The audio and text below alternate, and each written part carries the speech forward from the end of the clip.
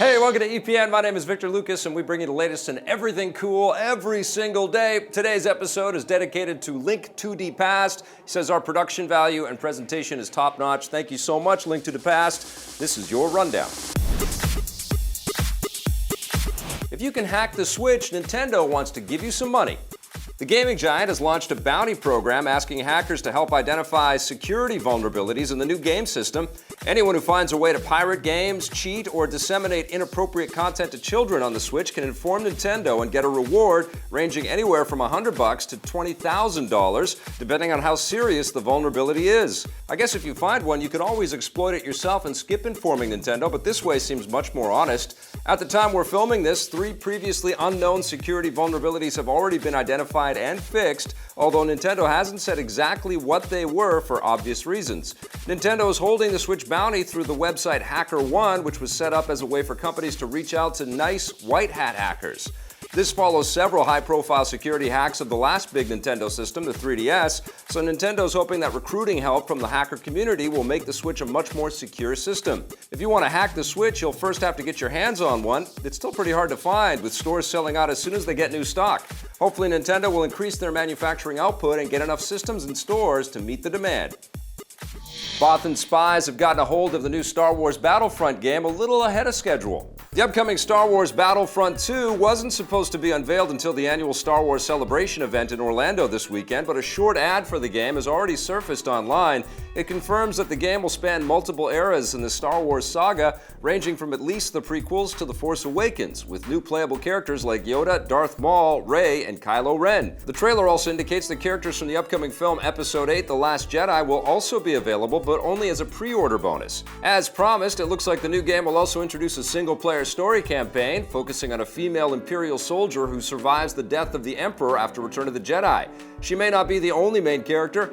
Battlefield 1, the last game from developer DICE, had a campaign focusing on multiple different characters from opposing sides, so there's a chance Battlefront 2 will do the same thing. More details on the game will be unveiled when the Star Wars Celebration kicks off tomorrow. I'm about to head down there myself, so watch out for our coverage from the event right here on our channel. And one of the most famous stormtroopers is becoming a different kind of trooper in his latest movie. Take a look at the first trailer for Detroit, a new drama starring The Force Awakens actor John Boyega and directed by the Hurt Locker Oscar winner Kathryn Bigelow. The film explores the true story of the 1967 Detroit race riots, the largest in U.S. history, which started after police raided a predominantly black bar and eventually led to the deaths of 43 people. Boyega will play a police officer caught up in the events, and Kathryn Bigelow is certainly capable of recreating the intensity of the riots. As for historical accuracy, Bigelow and screenwriter Mark Boal were accused of taking many liberties with the events depicted in their last film, Zero Dark 30, so expect them to get plenty of scrutiny this time around. The subject matter is also ripe for controversy given the current adversarial relationship that exists between many police forces and black communities in the U.S., so the film is going to be exploring a hot-button issue, to say the least. Don't push your man. It will land in theaters on August 4th, and the producers are hoping it will be a major Oscar contender. Gamers might be getting a better idea of what the new Xbox will look like. Microsoft recently announced the tech specs for their powerful new Xbox One model, codenamed Project Scorpio, but we still don't have any official word on how the system itself will look. Now we might have the answer. Gamasutra has published several images that they claim are the Project Scorpio development kit. There it is. It looks pretty similar to the recent Xbox One S, and thankfully isn't as bulky as the original Xbox One that launched in 2013. Dev kits are basically unlocked versions of a console that are given to developers ahead of time so they can start making games. They don't always look exactly like the retail version of the system, but they're usually pretty close, so Project Scorpio will probably be pretty similar to this if the images are legit. Microsoft will likely give Project Scorpio an official unveiling at E3 this June. Whatever it looks like, it will be the most powerful console ever made. We can't wait to find out more. You'll soon be able to wreak more havoc in the South American country of Bolivia. Ubisoft has announced that Narco Road, the first big batch of DLC for their open-world game Ghost Recon Wildlands, will deploy April 8th for Season Pass holders and a week later for everyone else. Narco Road gives players 15 new campaign missions where they're tasked with taking down a ruthless new cartel kingpin known as El Invisible. There are new side missions, racing challenges, outfits, weapons, and vehicles as well, including a monster truck. It doesn't look like Ubisoft is adding any new locations in the DLC, so the game map will stay the same size as it was before, which is enormous. As for the price, the Narco Road Pack will set you back $15 in the US or $20 in Canada. A second batch of paid DLC known as Fallen Ghosts is already in the works and is set to follow in the coming months.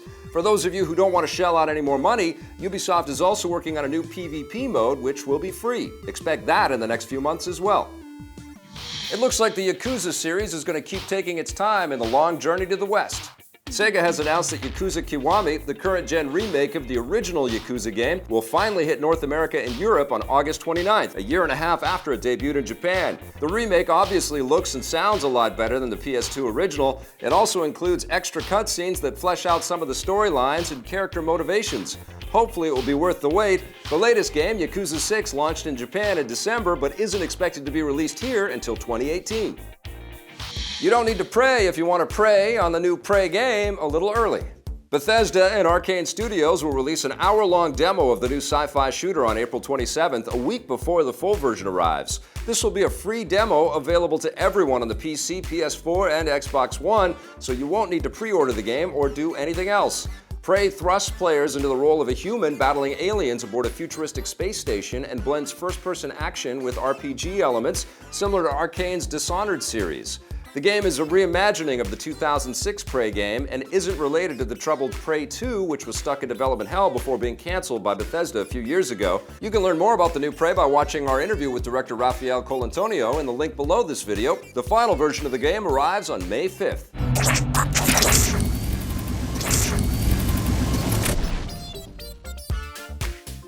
All right, that does it for us today on The Rundown. I've got a long day of travel ahead of me to get to Orlando for Star Wars Celebration. I'll be back tomorrow with a brand new Rundown, so please come back for that. And in the meantime, check out some of our other videos and hit subscribe.